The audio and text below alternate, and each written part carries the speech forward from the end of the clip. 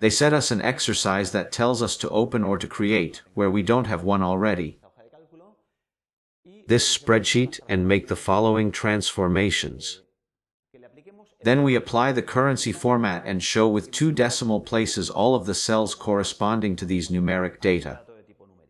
That is data number, but that relates to the currency amount, to the amount of euros.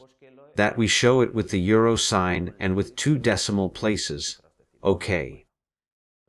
A very simple exercise in which we see that our table has different concepts, different furniture. And we have the price column, the unit price of each item.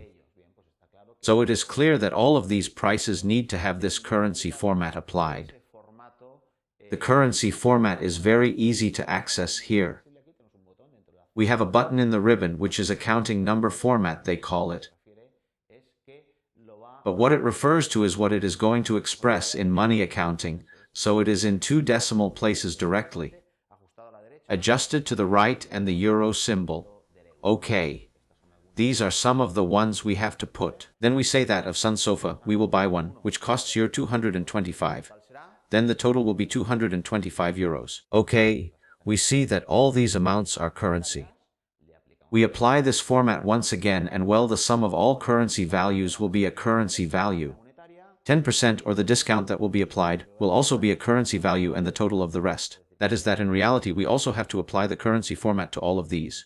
And this in short is what the exercise was asking us for.